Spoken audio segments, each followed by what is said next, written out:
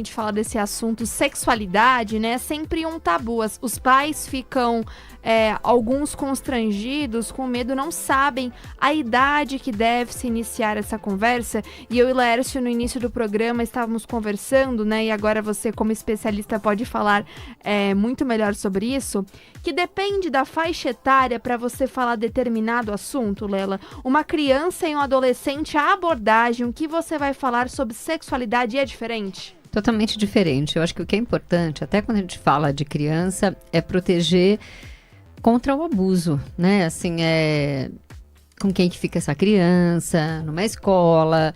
Eu acho que a primeira coisa para uma criança é ensinar que as partes íntimas é o que está coberto. Entendendo criança, até muitas vezes um pouquinho maior, quando tem uma deficiência intelectual, às vezes a questão até da síndrome de Down, do autismo, que às vezes até está numa instituição, e a gente explicar partes íntimas é aquilo que a gente cobre. As mãos, eu posso dar as mãos, né, pro meu amiguinho, brincar e tudo mais, mas ninguém pode pôr a mão dentro da minha roupa. E ensinar quando a criança vai para a escola, mesmo quando está desfraldando, que tem que chamar a professora, né, ou a tia ali, ensinar às vezes essa criança a se limpar, que é ela que vai se limpar, que ela não vai limpar o amiguinho, nem o amiguinho vai limpar ela. Às vezes muitas vezes sem maldade, mas é para ensinar que as partes íntimas, quem tem que cuidar é o pai e a mãe, ou talvez, né, a professora ali. Então, acho que, né, para criança a gente fala muito desse cuidado até com o corpo, tem tantos casos, infelizmente, de pedofilia, né? Então, acho que esse cuidado maior aí com o corpinho da criança, com a saúde. Muitas vezes essa criança ela não vai ter pergunta de sexualidade se ela não está exposta no ambiente sexual, né? E a criança muitas vezes ela não sabe o que é o abuso. Muitas crianças, quando são abusadas, elas vão ter essa consciência ou essa lembrança, às vezes até esquecem muito tempo depois. Então a criança é muito mais um cuidado de uma prevenção. Agora o adolescente, a primeira questão é estabelecer um vínculo de confiança e falar a verdade, porque o adolescente, principalmente a menina depois da menarca, né, que é a primeira menstruação, ou o menino a partir da primeira poluição noturna, da puberdade, vai mudando o corpo, tem muita curiosidade e muitas vezes vai buscar pela internet ou pelos amigos. E se os pais, os professores, ou às vezes moram com os avós, puderem ser fontes seguras de informação e de dúvida, é melhor. Mas para isso, fale a verdade e responda o que estão perguntando. Não precisa ir lá descrever a cartilha. Primeiro, veja qual é a dúvida. Porque às vezes a dúvida que está na sua cabeça não é que está na cabeça daquele jovem, daquele adolescente. Agora, doutora Lela, a gente está ouvindo você falar sobre isso, né? Mas muitos pais ainda têm um constrangimento, um tabu para abordar esse tema, né, de forma natural com os filhos.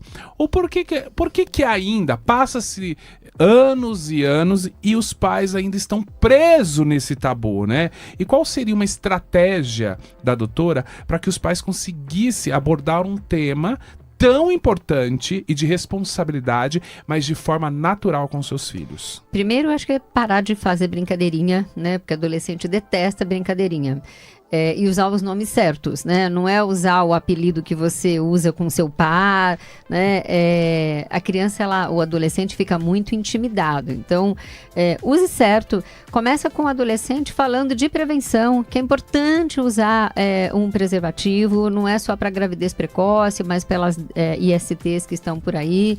Começa levando, talvez, essa menina que está se aproximando da menstruação ou que menstruou, num ginecologista ou num pediatra. O menino também, talvez num clínico ou num urologista, para às vezes examinar.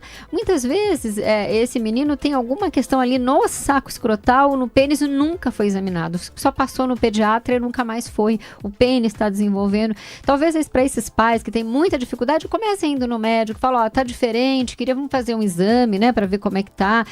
Os pais ficam durante o exame, né, junto com o médico, e explicar com naturalidade as coisas, e lembrando que eles também foram e provavelmente não tiveram dificuldade, não tiveram essa educação sexual, por isso que tem essa dificuldade, e essa facilidade vai ser pelo treino, né? Começando a falar de uma forma segura, sem história, sem gracinha, e explicando o que é o pênis, o que é uma vagina, o que são os botões mamários, o que são esses desejos que começam a vir para o corpo. Olha só, a gente recebeu aqui, a Rosana Coppola tá falando assim, olha, Lela, minha neta tem 6 anos e a tia da perua me disse que a Vitória, falou da neta, não, olha, a Sim. Vitória tá agarrando e beijando os meninos da perua. E aí ela separou e daí ela começou a agarrar as meninas, né? Contei pra mãe, mas ela só chora. Não brigamos com ela e só conversamos e explicamos, né? Nesse caso, né, da tia da perua falou assim, olha, sua filha ela tem 6 anos, né? Uma criança que ainda tá ali no seu desenvolvimento, né? E como que como falar com a criança de uma forma com que ela entenda que daquele jeito não pode. Porque chegar e falar assim, minha filha, não pode fazer isso, não pode beijar, não pode... Às vezes a criança não entende aquele linguajar, né? O pai, a mãe não tá tendo aquela didática onde a criança entende que aquilo não pode. E se essa menina tá chorando, talvez ela ficou envergonhada, né? A tia da perua veio falar com a avó, mas talvez deu a bronca ali. Na frente de outros coleguinhas também, né? E já separou, né? Às vezes puxa pelo braço e separa, então a menina fica sem graça e vai chorar.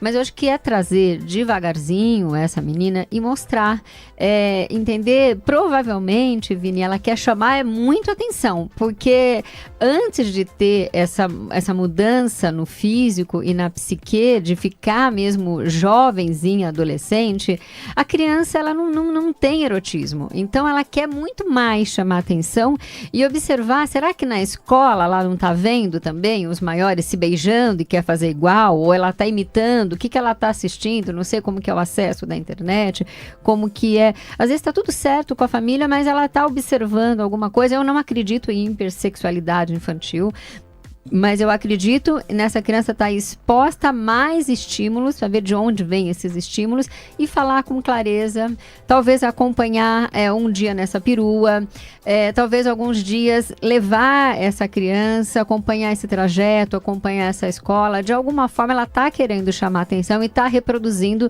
alguma coisa que ela viu também.